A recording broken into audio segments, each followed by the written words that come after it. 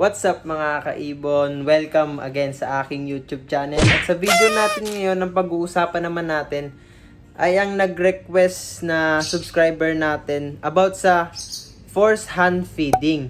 So ang tanong niya mga kaibon, paano ko daw ba force hand feed yung mga alaga kong ibon na lagpas 1 month na? Kasi mga kaibon, yung mga lagpas 1 month na inakay ay napakahirap na niyang i-hand feed. Kumbaga, nasanay na yan sa mga magulang nilang ibon na yun yung nagpapakain sa kanila. So, once na tayo yun yung nagpakain, ayaw na nilang ibuka yung bibig nila. So, ayan yung pag-uusapan natin ngayon. Pero bago yun, kung bago ka sa aking YouTube channel, wag mo kalimutan mag-subscribe. Yung red button dyan, click mo na yung subscribe para lagi kang ma-update pagka upload ako ng bagong video tulad nito at baka sakaling matulungan ka.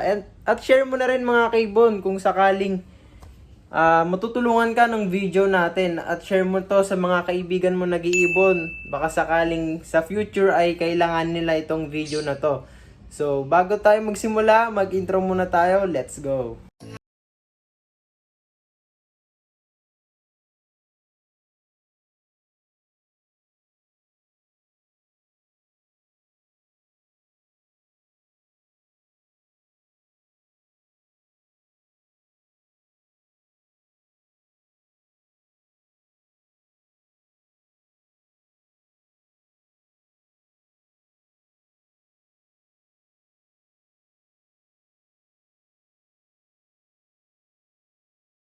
So ayun mga kaibon, nakapagtimpla na ako ng hand feed formula.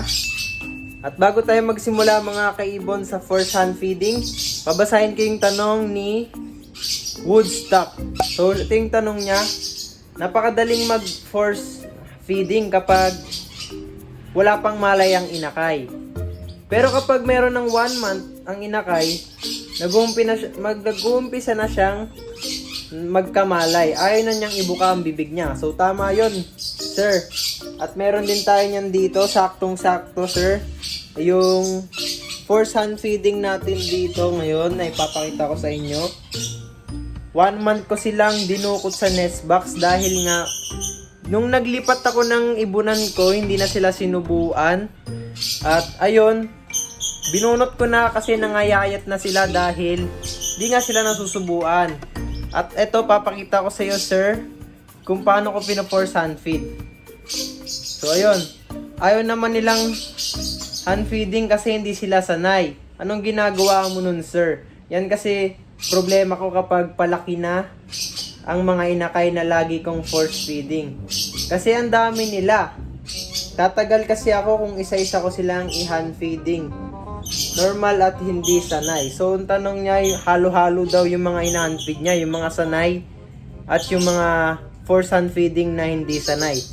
So, ito sir, at concern mo rin pala sir yung oras, diba? So, ganito lang ako sir mag hand feed, lalo na kapag hindi ko naman gustong i-tame yung ibon, kagaya nila Jet at Sky.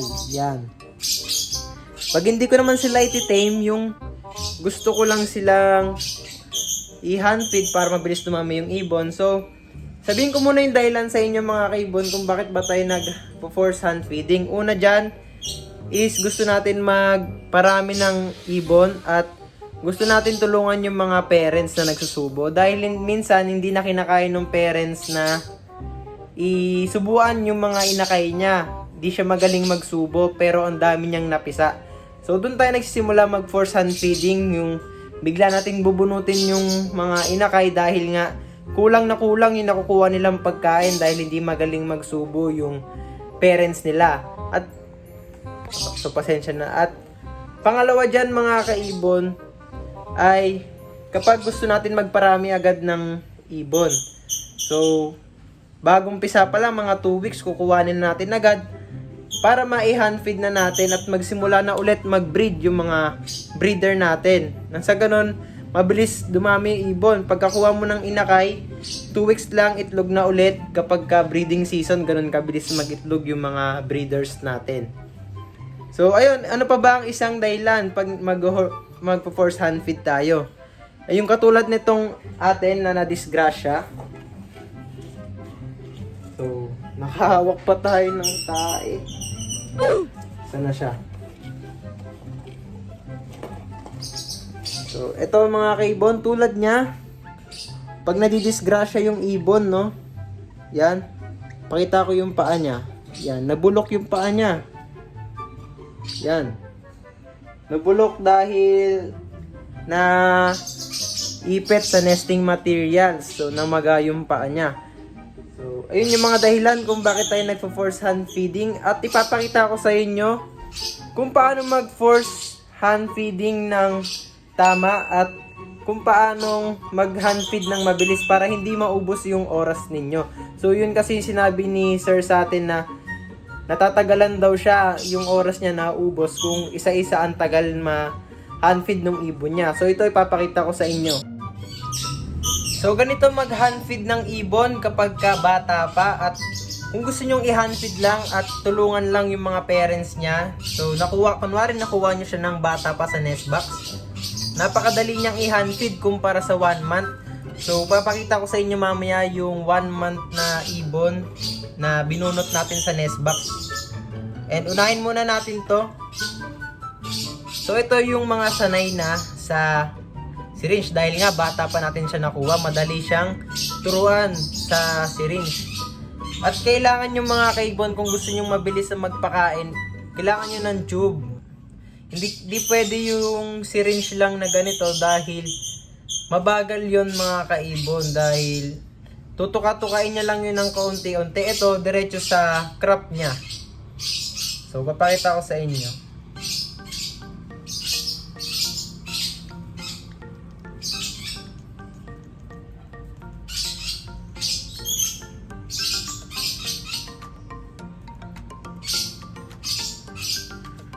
So, ayun, busog na siya. Yan. Ipapasok nyo yung tube sa crop niya, mga kaibon, no? Ang technique dyan, sa kaliwang beak nila ipasok. Ito yung left nila, dyan. Papasok. Yan. Para papuntang crop.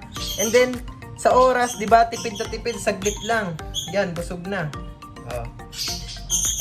So, ganyan lang, sir, kung natatagalan ka sa pag-hand feed ng ibon, kailangan mo lang nitong tube. At ganito naman sa pag-force hand feed, ipapakita ko sa'yo. Para hindi ka naubusan ng oras. Lalong-lalo na pala kapag force hand feed, mas kailangan yon nito. Dahil mahihirapan kayong bigyan niya ng pagkain kapag force hand feed na 1 month. So ito, nakuha ko to sa nest box niya 1 month na dahil pinababa siya ng parents niya. So ito yung mga kasama niya. Ito rin, papakita ko sa inyo yung mga papakainin ko. So nilipat ko kasi yung parents nila. Naglipat ako ng ibunan tapos hindi na sila sinubuan at nangayayat sila. At ito, kung papakainin mo siya mga kaibon ng ganito, yan, hindi talaga yan bubuka. Kailangan nyo gamitan ng kaunting puwersa mga kaibon. So ganito. Yan, ito siya. Yan. So malaki na siya, mapiglas na siya. At tignan nyo, ayaw niyang ibuka yung bibig niya. Yan. Hindi kasi siya sanay dahil nga mulat na siya nung kinuha natin. Nasanay na siya sa parents niya. At ganito, kailangan nyong gamitan ng konting puwersa. Yan. Hawakan nyo yung ulo. And then yan. Yan. So, ganon, mga kaibon. So, kulang pa yung laman ng syringe. Kuha pa tayo. So, ganon lang, mga kaibon. Kung gusto nyo mag-force hand feed, yan. Gagamitan nyo talaga siya ng puwersa. And then, pasok nyo itong tube sa kaliwang beak. So, dahan-dahan lang tayo sa pagdiin ng syringe kapag hindi nila binubukas yung lalamunan nila kasi hinaharangan niya ng dila nila. So, tansyahin nyo muna kung may papasok yung syringe. Dahan-dahan lang mga kaibon para hindi sila masaktan. So, bukan nyo yung bibig. Yan. So, di makita sa camera. Yan. Bukan nyo yung bibig. Yan. And then, dahan-dahan ang pagpasok ng syringe.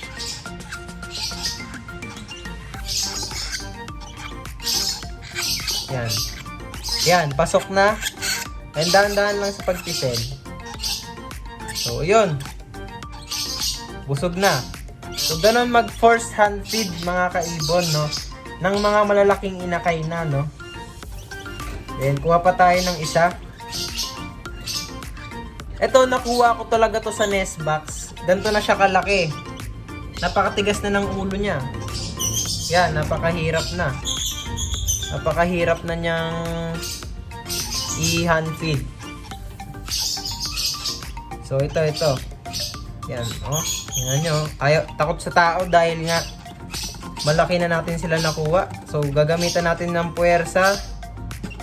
Dahil hindi kakayanin kung hindi natin gagamitan ng puwersa, no? Yan. Sana nakikita sa camera.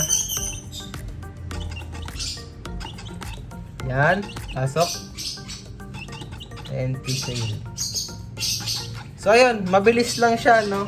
Hindi pwede yung ganito. So, sila yung magkakasama sa nest box. Hindi pwede yung ganyan dahil hindi kakain yan. Yung ganyan, no? Hindi pwede yan. Hindi yan kakain, mga kaibon. Kailangan talaga meron kayong tube para ma-force hand feed sila.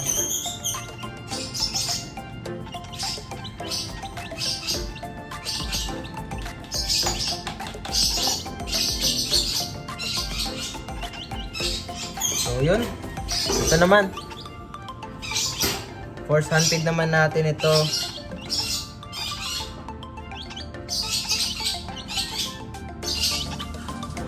Yan. So, napakabilis lang, no? So, natatagalan lang ako kasi nagbi-video. Tinitignan ko kung kita ba at dahan-dahan ko lang silang ginagawa para masundan ninyo. Pero sa ganitong paraan mga kaibon, makakatipid kayo sa oras kung may tube kayo. So ito, ayaw niya ibuka yung bibig niya. Yan, pasok na. Yan. So yun. So napakabilis lang, 'di ba mga kaibon? So yan. So ganun lang mga kaibon sa pag-force hand feed ng ibon. Dahan-dahan lang tayo sa pag diin ng syringe ng tube. Kailangan nyo talaga mga kaibon itong tube para sa pag-force hand feed nila. Dahil hindi kakayanin kung walang tube. Hindi nila kasi talaga kakainin yan dahil nga hindi naman sila sanay na tayo yung nagpapakain. Kailangan diretso sa lalamunan. Kung gagawin yung walang tube, yung sa bibig nyo lang pinipisil pa unti-unti, ay iluluwa lang nila yan. Hindi nila kakainin yan. Sayang yung formula natin. At malamang isang oras na hindi pa busog yung ibon mo. Sa ganitong paraan mga kaibon, saglit lang, 1 minuto ko lang sila pinapakain lahat eh. Yan. So isang pisil lang. Lalo na kapag kabata.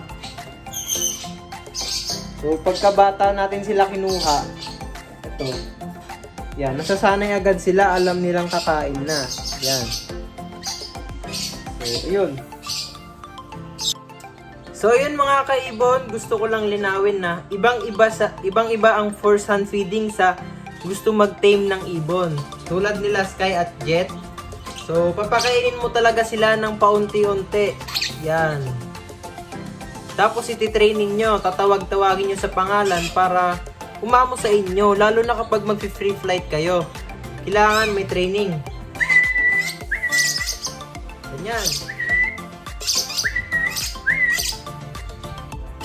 So, ganun mga kaibon, ibang-iba siya sa pagtitraining ng mga hand feed. So, kailangan pag gusto nyo mag-tame ng ibon at mag-free flight, kuhanin nyo siya sa nest box ng mga 2 weeks para mapaamo nyo siya. Hindi gaya ng 1 month, 'di ba? Mulat na sila at alam na nila kung sino yung nagpapakain. Sanay sila sa parents nila at sobrang tigas ng ulo, ayaw ibuka ng mga bunganga, 'di ba? So ang sagot talaga doon para mapakain nyo ay force hand feeding. Gagamit kayo ng tube para ma-force hand feed yung mga inakay. So ayun mga kaibon, sana may natutunan kayo sa ating video for today at shoutout muna tayo, maglilista muna ako para wala akong makalimutan. So shoutout kay John Paul Castillo, kay Marlito Jose de Dios, kay Kevin Cruz, kay Dogos15 at sa mga kaibigan ko at sa 1.8k subscribers. So road to 2k subscribers mga kaibon. Kaya kung bago ka sa ating YouTube channel, huwag mo kalimutan mag-subscribe at click mo yung notification bell para pagka nag-update ako or nag-upload ako ng video ay ma-update ka at una ka mapapanood. So yun lang mga kaibon, sana may natutunan kayo. Ingat at God bless, keep safe.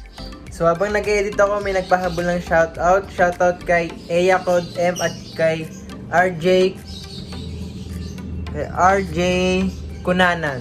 Shoutout sa inyo, maraming salamat sa suporta ninyo. Shoutout na rin kay Senpai. Thank you sa pagsuporta. Let's go!